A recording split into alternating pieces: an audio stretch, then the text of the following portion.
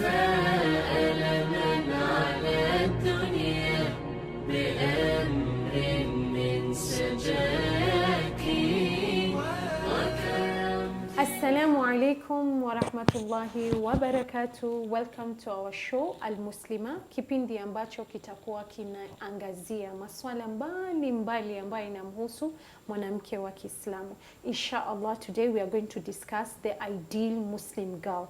So tunataka kujua karakta yake inafaa kuwa vipi, values zake ni gani, ni challenges gani ambayo inapitia katika society yetu ya leo. I'm your host Ustadha Aisha Muhammad Abdul Khair, and I'm pleased to be joined by my sister Aisha Abdul Qadir, who is a student studying anthropology at Nairobi University, and I believe that she's the ideal person to talk to us because she's one of our Muslim girls who are going through the challenges that the society is giving to our girls of today. Aisha, welcome to our show. Inshallah, we are going to benefit a lot from you. Inshallah, Aisha, I am thinking first, what is the meaning of ideal? What exactly does it mean first?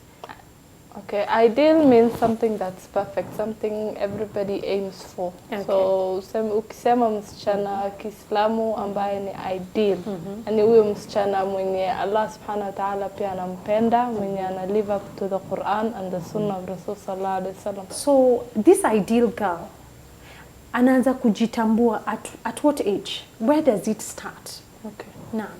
So the ideal Muslim girl huwa anaanza from birth. Akizaliwa tunaanza kumtambua kama mtoto wa kike. Naam.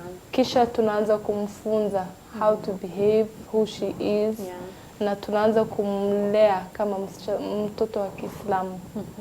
So akiwa 3 years anajua baba na mama wanampenda, so anaanza ku behave in a manner that is pleasing to the parents. She's very respectful. Yes. Na akifika by the age anafika 7 tushaanza kumfunza how to clean herself, how to perform the proper wudu, how to pray. She always is behind her mom. She likes to do whatever the mother is doing. If the mother is praying on time, she will even remind the mother when to pray. So that's the training we give. Yes. And how to be ideal. Mashallah. Aya, sasa of course Islam imetufundisha vipi tutalea msichana wetu wa kike, yeah? Yes. And na Rasul sallallahu alaihi wasallam amesema inapofika 7 years old, we start inflicting now in them the values of Islam. Yes. Especially kama sala. Anasema kama sala aanze at the age of 7. Na akikataa at the age of 10 unampiga. Unaona? So there are certain values that it's very crucial for us as Muslim parents, yes, or the society, that lazima to inflict kwa msichana ili asipate kusumbuliwa na dunia anapokuwa mtu mzima. So what are those characters, Aisha? The characters of being honest, being truthful, being patient, being loving to her parents. And as much, you mentioned that these values we instill in her as a Muslim society, how to behave, who enforces them. I think the mother enforces most of the times, the brothers, if she has an older brother, an older sister, whom she looks up to. The behaviors of those older children will enforce how to behave as a Muslim lady in future. Mashallah. So the society plays a very big role in raising a Muslim girl from a tender age. What about this distinction, Aisha, between a girl and a boy, and how she should behave when she's around boys?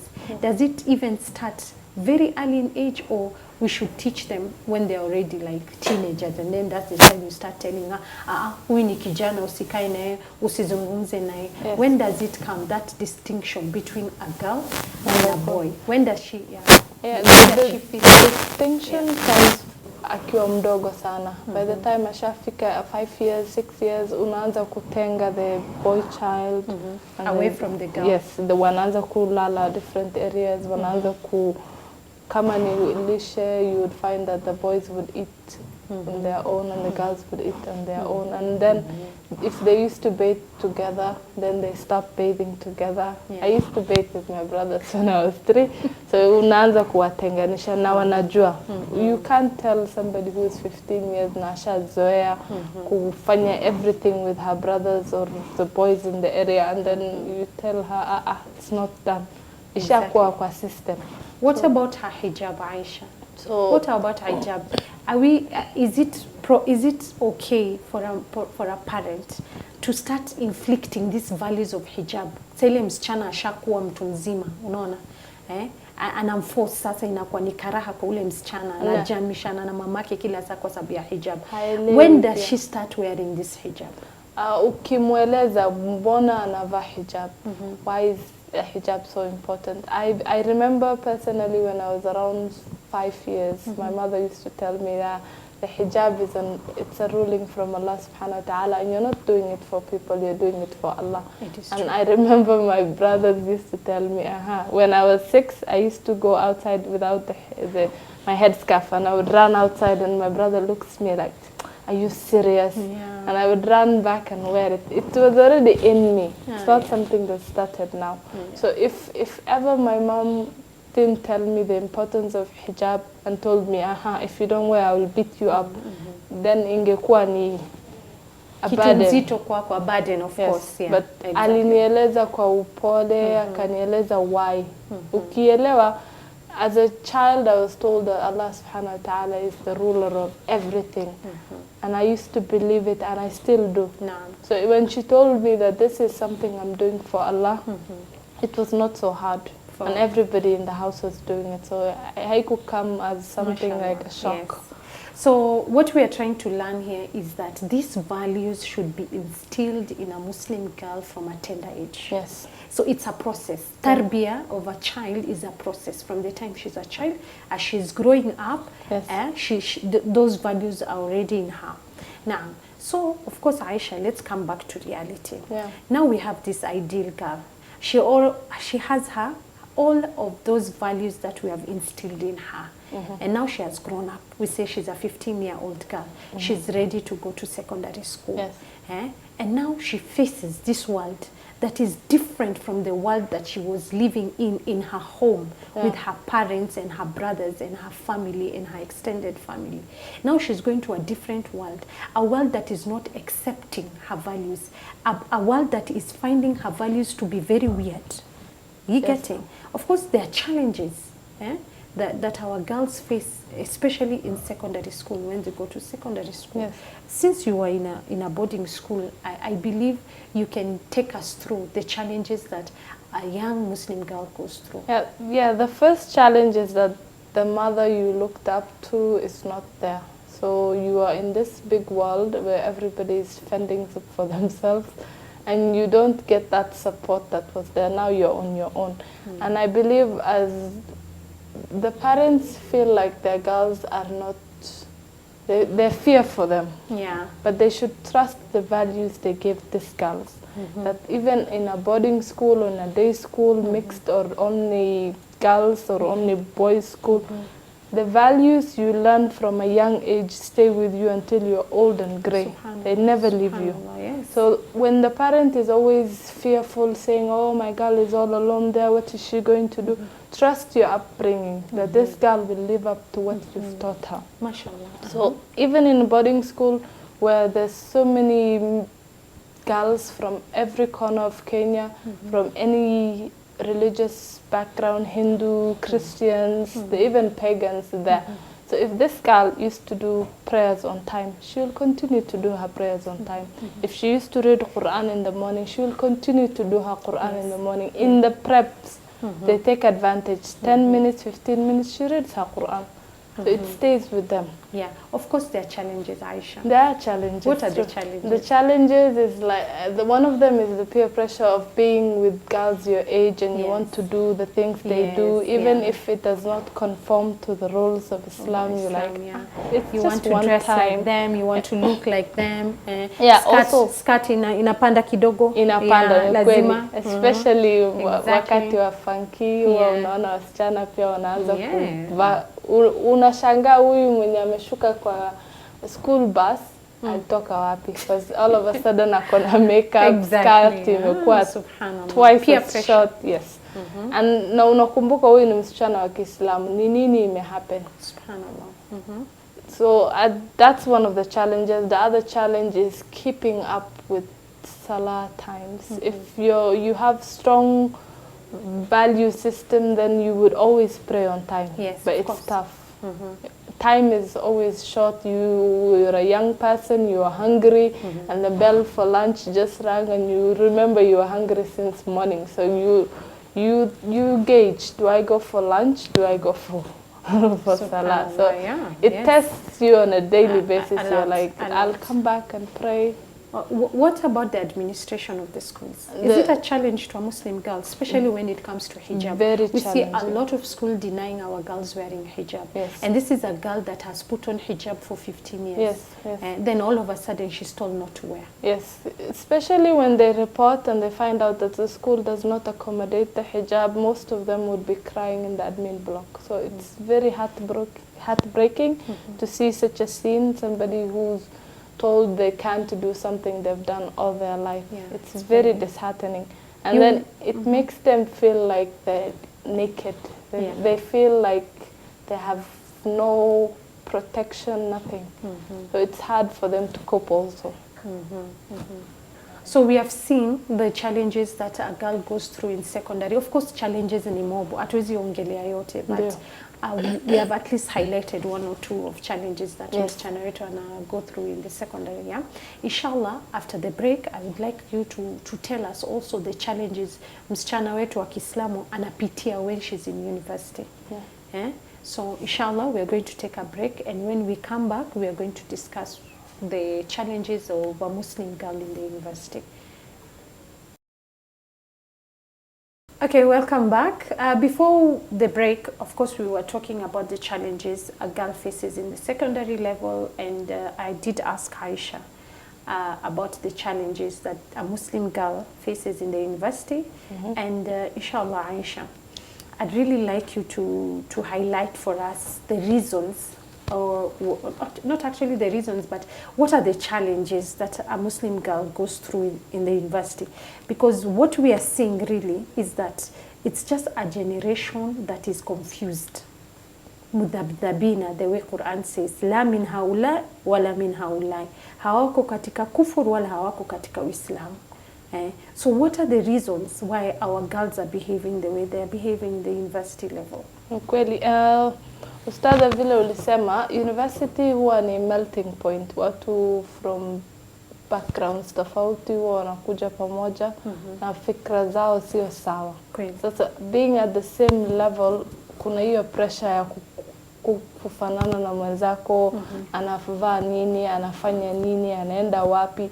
Hata kama umekuja na values zako, you feel like you have to live up to the university student identity. So ni changamoto. Kweli. Mavazi, taingililia, unaona, being a university student, kuna a lot of exposure. Una experience. It's freedom. Yes. Freedom ndio imeleta history yote. Ndio. Freedom yenye hakuwa nayo. Kwanza kama anaanza kuishi katika hostel, anaona she can come in anytime, she can go anytime. Hakuna restrictions. Yes, hakuna restriction. Nobody follows up if you go to your classes. Si kama high school, kulikuwa na register. Kama ametoka boarding, there was that gate ilifungwa, hakuwa na chance ya kutoka nje. There was a principal who used to follow up on everybody. But being a university, everybody is treated like an adult, so nobody follows up on you.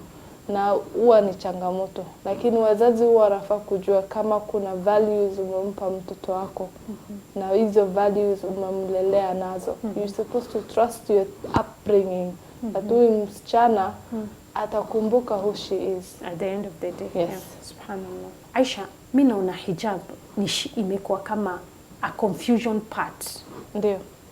Kwa wasichana wetu. Ndio. Unaona mtu anavaa tu hijab vizuri lakini hajaelewa maana ya hijab. Ndio. A lot of makeup, you know, a lot of tight, you know, hijab and all that. What is really happening? What is bringing all this confusion in our girls when it comes to hijab? Especially hijab.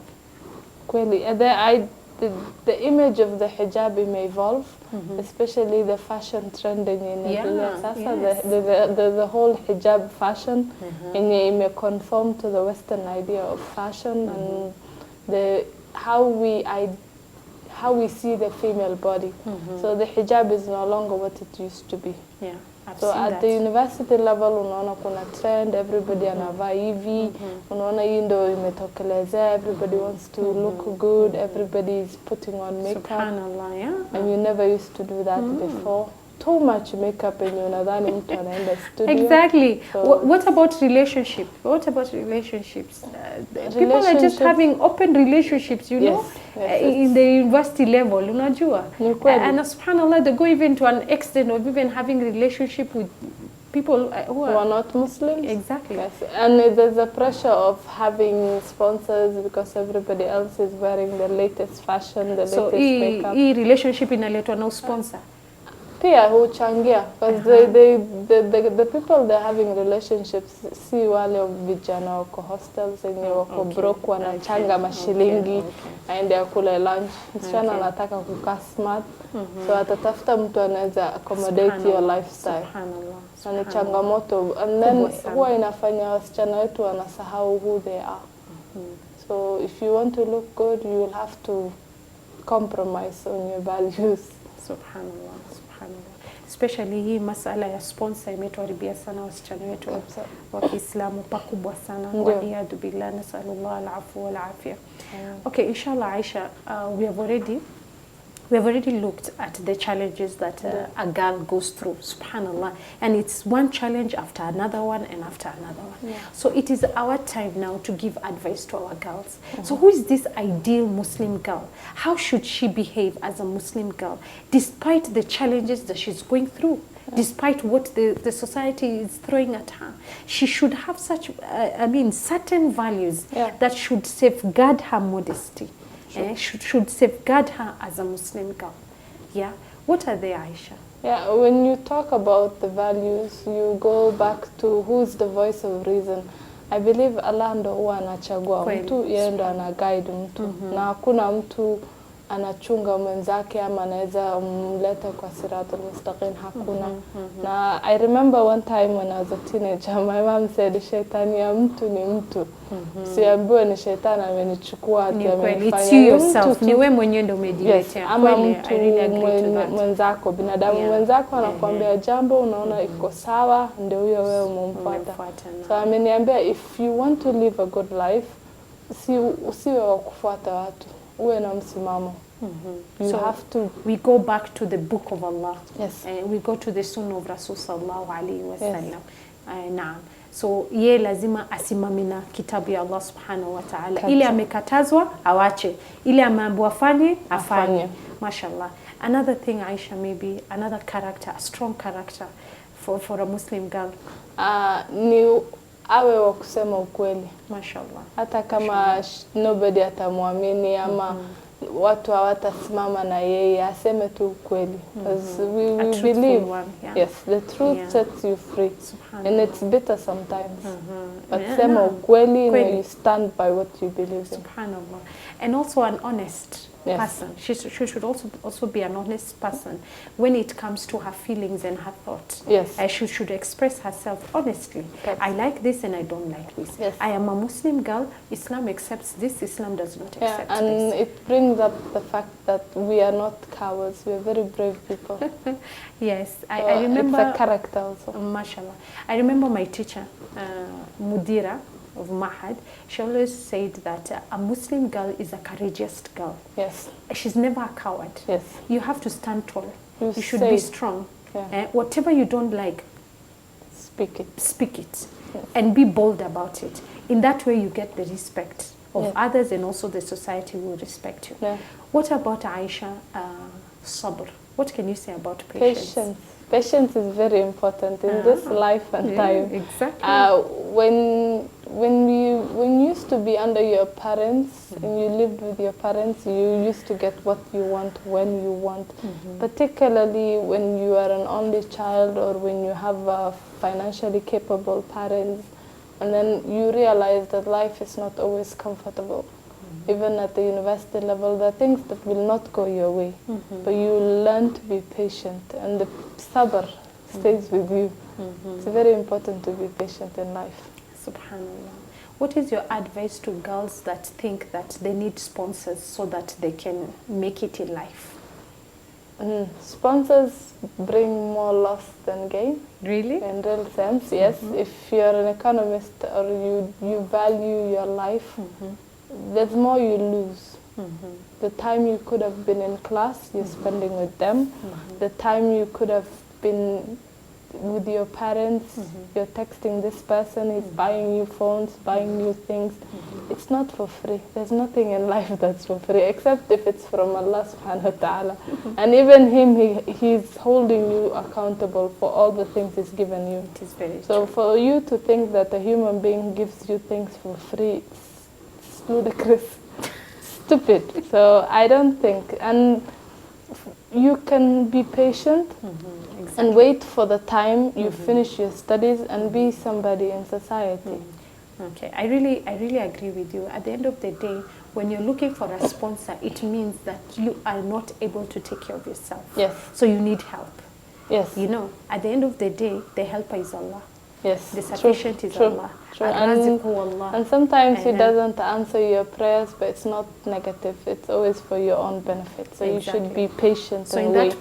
In that process, Allah subhanahu wa ta'ala is teaching you sabr. Yes. At the end of the day. In due time, you'll get everything you deserve.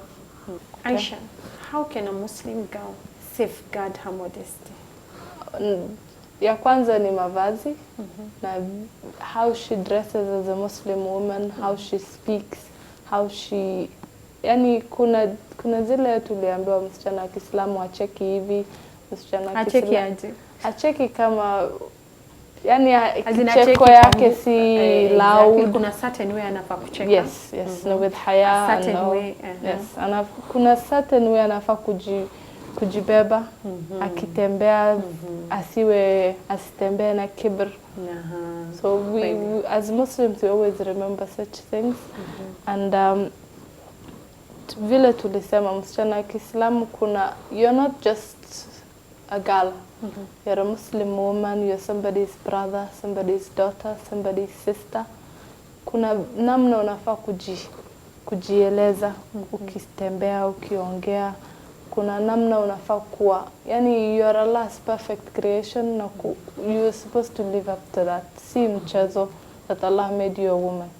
And I remember my high school teacher once said, a man can be wrong, but a woman can never be wrong. If we go wrong in raising girls, we go wrong in raising a proper society, because women will be the future mothers, they will be the future wives, they're the ones who shape society. They're the ones who are there at the home all the time. So you can't go wrong with raising a good, ideal Muslim girl. Aisha, time does not allow us. Lakini, these few minutes you have been with us, we have really benefited. Jazakillah khairan for that. And I ask Allah to give you tawfiq, not just you, but all our girls. Tawfiq fi dunya wal akhirah. Mpenzi mtazamaji, ni mengi ambayo umeyasikia, ambayo msichana wetu wa Kiislamu anapitia. Yeye anapitia tu mob sana. Our role as the society, our role as mothers, as daughters, as fathers, ni sisi kushikilia tu msichana wetu wa Kiislamu. We know she's going through a lot. It is not us to condemn them. It is not us to insult them. It is us to bring them closer, show them more love, so that we are able to guide her to the path that Allah subhanahu wa ta'ala anapenda. Kwa haya machache tutakomea hapa. Until our next episode, wassalamu alaikum wa rahmatullahi wa barakatuh.